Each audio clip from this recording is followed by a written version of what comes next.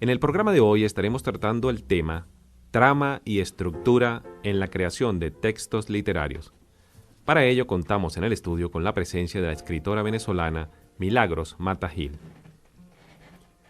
Milagros es una escritora polifacética que posee una forma muy especial de tratar el lenguaje y los recursos literarios. Tiene en su haber más de una docena de libros, además de haberse desempeñado en las más diversas actividades como por ejemplo reportera, cronista, articulista de opinión, investigadora. Ha fundado varias empresas editoriales alternativas, además de varios centros de actividades relacionados con la literatura y su difusión. Ha sido directora de Cultura del Estado Bolívar y un largo etcétera. Entre sus libros podemos destacar Estación y otros relatos, Memorias de una antigua primavera, que fue premio Miguel Otero Silva, La casa en llamas, Mata el caracol, y está a punto de publicar un nuevo libro del cual nos hablará en algunos minutos. Estaremos acompañando a Milagros Mata Gil en esta conversación, Nines Pérez Luna, Elena López Meneses y quien les habla, Rigoberto Rodríguez. Milagros, bienvenida. Gracias por estar aquí hoy con nosotros. Bienvenida. Gracias a ti, Rigoberto. Gracias a todas las demás personas que están acompañándonos en el panel. Bueno, y vamos a comenzar hablando de la novela Mata el caracol, que es la más fácil de conseguir en las librerías. Una obra que considero particularmente hermosa, extraordinaria y que recomendamos mucho a nuestros oyentes leer. Es una novela estructurada en fragmentos, y con esto ya entramos en materia, con un lenguaje poco menos que perfecto, que embruja, que hipnotiza al lector. Es una obra en la que cada oración, por la cuidadosa construcción, da la idea de lo arduo que puede llegar a ser el trabajo de un escritor. Tú misma dijiste alguna vez que este libro fue como parir un árbol de espinas. ¿Por qué no nos comentas un poco sobre eso? Bueno, el tema de Mata el caracol es el tema del desgaste, de la erosión que el tiempo produce sobre las cosas y los seres. Y se relaciona mucho con siempre la situación en que por lo menos nos encontramos todos inmersos, ¿no? El fin de siglo, el comienzo de otro siglo, las indecisiones, la falta de definición de los conflictos, o sea, una serie de problemas que se mezclan, allí se utiliza una figura, digamos, que patriarcal, que viene de otros tiempos y de otras edades, ¿no? Es un anciano que se está muriendo y que está contando cómo se muere, ¿no? Realmente cómo se muere, ¿no? Y bueno, yo siento que es una metáfora de nuestra situación como seres humanos en el mundo. En principio eso, ¿no? Que por supuesto que todos nos encontramos en esta situación de indefiniciones y de problemas, ¿no? Y luego está el hecho de que mi padre murió en esa fecha y para mí fue una especie de canto de amor a mi padre que nunca le había dicho. Mi papá era muy anciano y nunca le dije que realmente, porque ni él nos expresó a nosotros, nunca nos hablaba, ¿no? Porque éramos hembras. Ahora, la estructura de Mata el caracol, y ya para hablar sí, del tema del programa, la estructura, Mata el caracol tiene una estructura muy particular, porque son fragmentos, son diversos narradores los que intervienen, y allí hay la literatura, el lenguaje tratado de formas diversas, prosa poética, hay una ruptura espacial de los textos. ¿Cómo se te ocurrió este tipo de ensamblaje para esta novela? Bueno, fue muy riesgoso, ¿no? Yo me sentía muy mal porque yo creía que no había escrito una novela, ¿no? Me sentía muy mal realmente. Cuando la terminé me sentía mal. Y entonces una vez un amigo me dijo que qué importancia tenía si lo que había escrito era una novela o un libro de ensayo o un libro de cuentos. Lo importante era que lo había escrito. Entonces, pues yo me sentía muy mal. Milagros, tú hablabas del caos, el desorden que existe en el mundo. Y esta novela, uno toma el índice y se da cuenta que hay un orden cronometrado, un minucioso, cada uno de los elementos que tú pones está muy pensado. Tú llamas la mayor parte de tus capítulos, Cuadernos de la disolución, Mata el caracol y El arte de enmascararse. Esa es la primera pregunta. Y la segunda pregunta es, ¿podría uno leer todos los Cuadernos de la disolución seguidos y luego todos los Mata el caracol seguido y luego todos los artes de enmascararse seguidos? ¿O este juego que tú hiciste de ensamblaje es necesario llevarlo tal cual como tú lo hiciste? Sabes que yo estudié música, ¿no? Y me vinculé durante toda mi vida, desde los 13, 14 años, más con músicos y pintores que con escritores. Así que mi formación es más musical y pictórica que literaria, aunque estudié literatura, aunque trabajo como investigadora de literatura y todas esas cosas, tengo una formación más musical. Entonces allí puse en práctica la estructura polifónica de Beethoven, de la composición de Beethoven. Entonces eso era, por eso es que mi trabajo nunca es al azar. Por eso es que escogí, me gustó que escogieran el tema de trama y estructura, porque yo pienso que los trabajos literarios se construyen, no salen, no brotan de uno, ¿no? Claro, esa es una opinión muy particular. A mí me sucede así, ¿no? Yo construyo mi trabajo, ¿no? Y lo construyo ya pensado sobre qué lo voy a construir. Entonces decidí que iba a utilizar la composición beethoviana polifónica, ¿no? Entonces, y luego en mi otra novela, como esta me había ocasionado tanto riesgo y tanta angustia, en mi próxima, en la novela que va a publicar Monte Ávila algún día, ¿no? Bueno, ya está prácticamente lista. Un día próximo. Utilicé en lo contrario, la monocordia, la forma monocordia del canto gregoriano. Wow. Qué interesante. ¿Será por eso, Milagros, que tú hablas de causar ondas de resonancia? Porque pareciera que Mata el caracol, a pesar de ese orden estricto de los temas en cada capítulo, pareciera que rompes con la línea horizontal de la historia, ¿no? Y la desfragmentas y la vuelves a fragmentar. Sí, la idea es esa, ¿no? Primero, creo que nosotros los guayaneses tenemos sobre todo los angostureños, ¿no? Tenemos esa visión del río permanentemente, ¿no? El río no sigue un cauce horizontal, sino que tiene rupturas, remolinos, bifurcaciones. Hay remolinos dentro del remolino y remolinos dentro del remolino. Entonces, claro, uno crece viendo el río, la presencia del río es permanente. Creo que esa misma resonancia fluvial tú lo encuentras en la obra de José Balsa, que también se relaciona mucho con el Orinoco, ¿no? Entonces el río se te internaliza a ti como paisaje y como respiración, ¿no? Yo pienso que hay un poco de... Es decir, yo puedo haber viajado por muchos sitios, ¿no? Pero hace mucho tiempo viendo el río, ¿no?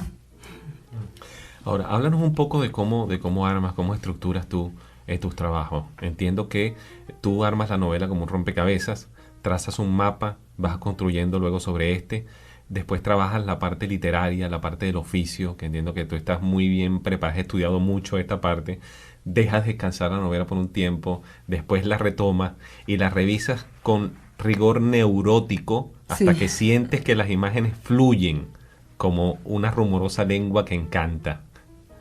Bueno, así mismo yo supongo que eso define un poco el proceso, ¿no?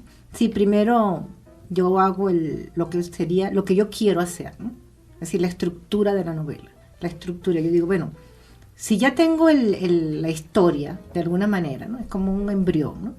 Entonces, ¿cómo yo voy a estructurar esta historia? Bueno, esta historia la voy a estructurar de esta manera.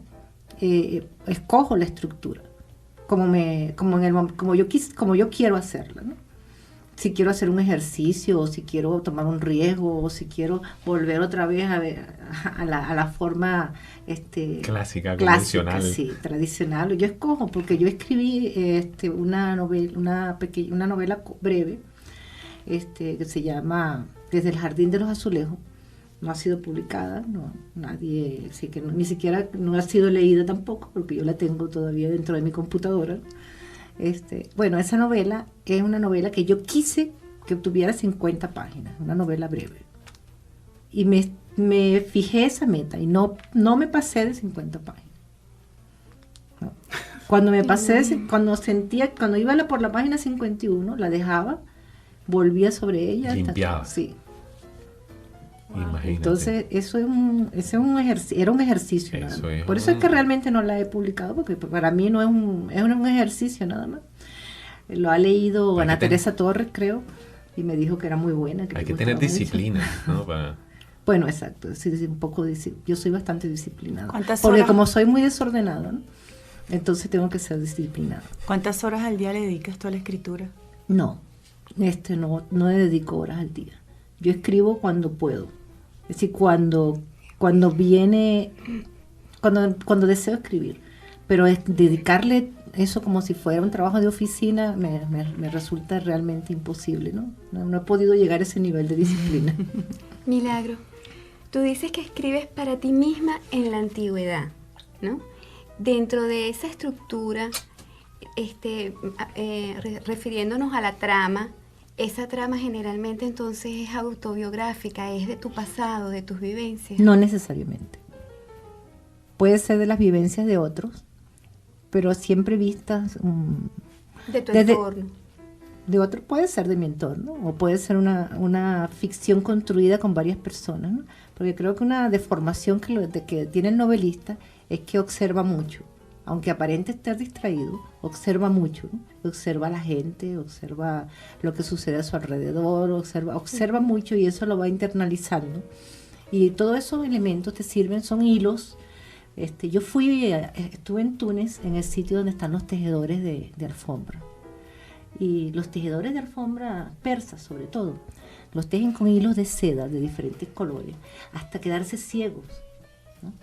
Esa imagen me llamó mucho la atención. Entonces, para mí, todos los elementos que observo en mi entorno, yo los voy almacenando, ¿no? Son como hilos con los que voy a construir en un momento dado, ¿no? Y entonces pienso en la trama y en la textura que va a tener esa trama, ¿no? Si quiero, por ejemplo, una alfombra persa, o si quiero una alfombra de pelo de camello, por ejemplo, ¿no? Entonces, que la diferencia es la textura, ¿no?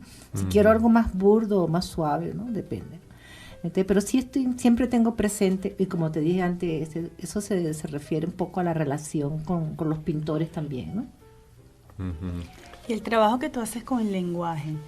¿Sabes? Tengo entendido que para ti, una vez que la estructura, el armazón está más o menos esbozado, luego para ti lo más importante es el trabajo que tú haces con el lenguaje, el juego del lenguaje, el crear sentidos, sin sentidos. ¿Cómo es ese proceso en ti?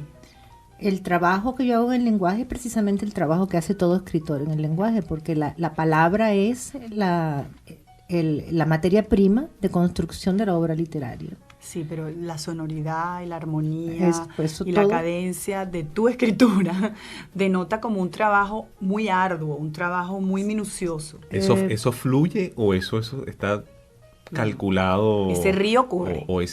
Eso tiene tanta pensado. Eso fluye porque, supongo que tengo esa habilidad desde que era niña, ¿no? Es decir, de escribir, ¿no? Pero luego voy corrigiendo en función de ciertas cosas. Por ejemplo, en Mata el caracol, la idea siempre fue dejar la novela abierta, ¿no? Porque la idea era de hacer un caracol. El caracol nunca se termina, ¿no? Es una espiral. Tú ves los caracoles reales, ¿no? Y tú ves que claro, lo que ves son las conchas ya y están muertos, ¿no? Pero está abierto, ¿no? No, porque hubiera tenido la oportunidad de seguir creciendo.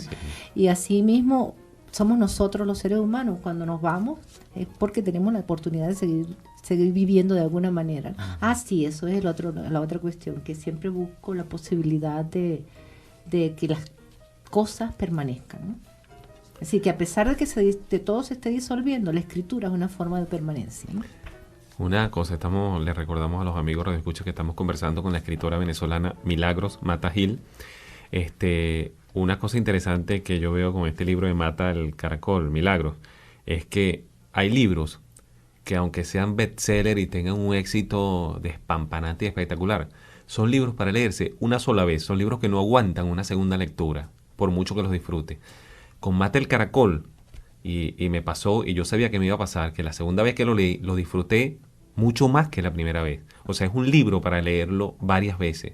Es realmente una cosa, es eso, es un lenguaje que encanta, ¿no? Y yo creo que eso tiene mucho que ver con ese tratamiento, con ese amor que tú le pones a la palabra. Tú dices que te gusta jugar con el significado y las formas de las palabras. ¿Por qué no nos enseñas un poquito acerca de eso? ¿Nos explicas eso? Enseñarle cómo, por ejemplo, con un No texto. sé cómo lo hace. logras. ¿Cómo nos recomendarías a nosotros que lo hiciéramos ese juego? Bueno, fíjate que yo venía pensando anoche en el viaje, ¿no? Que yo tengo un amigo, por correo electrónico que vive en Nueva York y es músico del jazz latino. Yo le he escrito varias letras y él les puso música y presentó su disco compacto recientemente. Qué bueno. En el mes de octubre me invitó, me mandó los pasajes y todo, pero como acababa de suceder el episodio de las Torres Gemelas, no quise ir a Nueva York y ver el espectáculo en esas condiciones, ¿no? Entonces, este amigo, nos escribimos en inglés, obviamente, ¿no? Entonces yo estaba pensando anoche, él me escribe siempre en ese inglés neoyorquino que no es bastante malo, ¿no? Entonces, él me escribe siempre peace and love, no love, ¿no? Sino love. Entonces yo estaba haciendo un juego con esas palabras y pasándolas del castellano, del inglés al castellano. Me dio una combinación, una combinatoria increíble de palabras, ¿no? Es decir, que inclusive pis en lo vidrio, digamos, orine y jugos, los jugos, ¿cómo se llama? El aceite que brota cuando eróticamente las personas están excitadas, los etcétera, fluidos. exacto. Entonces me llamó mucho, yo estaba jugando con el lenguaje. Este amigo es hijo de uruguayos, así que habla español. Entonces dije, bueno, voy a escribir el gato, su nombre musical es el Gato García. Entonces dije, voy a escribirle al gato un correo en estos términos, ¿no? Ahora, perdón, pareciera que también hay como un interés, digamos que ontológico, de la búsqueda del ser, ¿no? En los personajes, por ejemplo, en el señor Mata, de conectarlo con su mundo sensible, de verse a sí mismo, buscarse a sí mismo mientras muere, de conocerse a sí mismo. Supongo que también eso se da porque, en principio debía aclarar que yo estudié en un colegio de monjas, ¿no? Entonces esos colegios de monjas de antes, no sé cómo son los de ahora, ¿no? Eran muy severos en cuanto a la formación de ciertas áreas, por ejemplo, como les decía, del área de música, por ejemplo, era muy severo, ¿no? Y en la formación filosófica y teológica.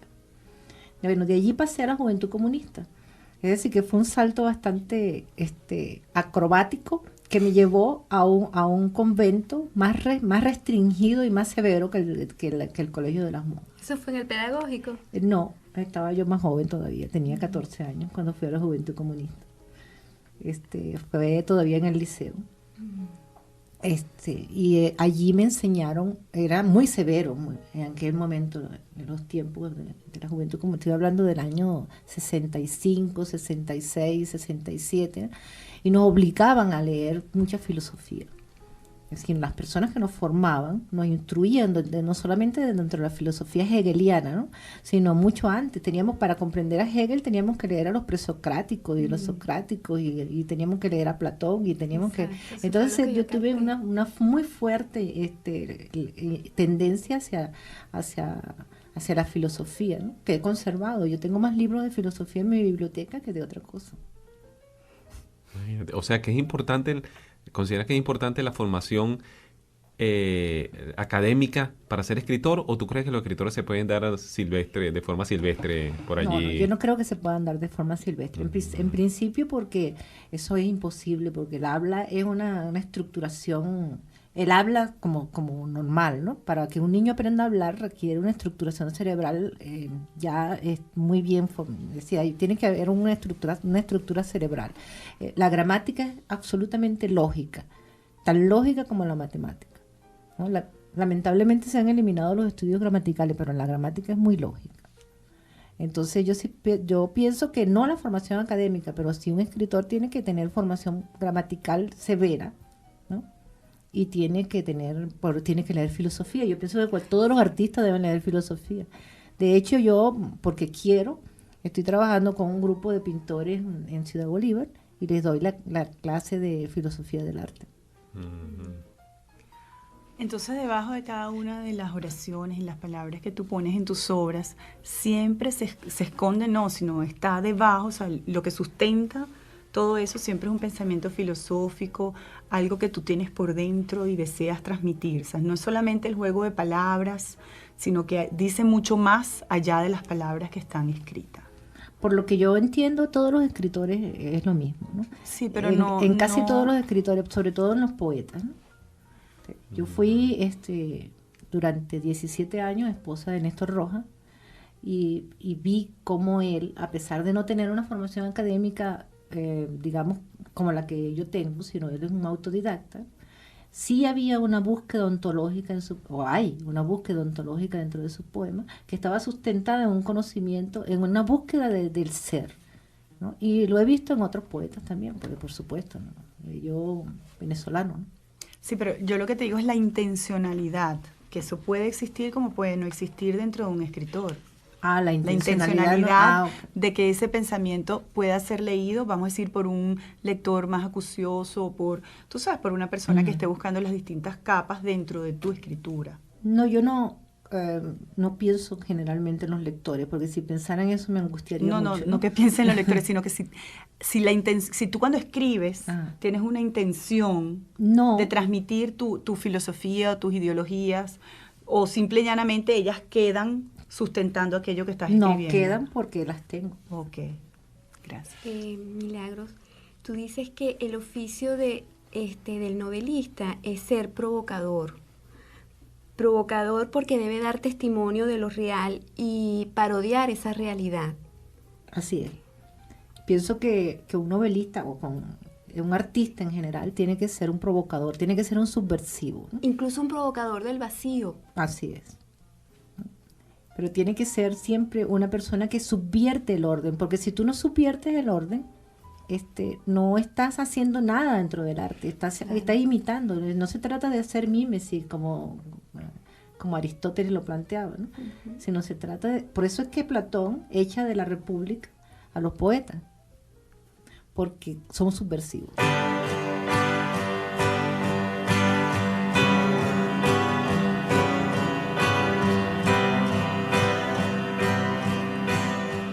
Bien, y con la música de George Harrison al fondo como un pequeño homenaje a uno de los grandes de la música universal, estamos llegando al final del programa. Quisiéramos hacer unas recomendaciones de lectura antes de darle la palabra a Milagro, y ya que ella habló de que el escritor debe formarse, prepararse, queremos recomendarles 3 libros de la escritora Silvia Adela Cohan, para que se informen acerca de las herramientas, de los detalles formales del oficio. Estos libros se titulan Cómo escribir relatos, Cómo se escribe una novela y Cómo se escribe poesía. Allí encontrarán una serie de información bien interesante para la gente que quiera escribir en cualquiera de estos géneros. No son muy difíciles de conseguir en las librerías de la ciudad. Milagros, ¿por qué ya para concluir no nos... dices qué estás haciendo ahora, qué estás trabajando, cuál es ese libro que está por salir, cuál es el título para que estemos pendientes? El libro que está por salir es El diario íntimo de Francisca Malabar. Es un libro bastante... sí que ha tenido mucha suerte, porque le han hecho tesis de grado antes de ser publicado. Tesis de posgrado, de maestría y de doctorado se han hecho sobre eso. Imagínense, viene con currículum ya. Sí. ¿Y estás trabajando en algunas otras cosas? Estoy terminando 2 novelas para comenzar ahora un nuevo experimento que voy a hacer, pero no quiero hablar de él en estos momentos. Estoy terminando una novela llamada El vencedor del dragón y una novela que se llama seguramente lo mejor es la rosa.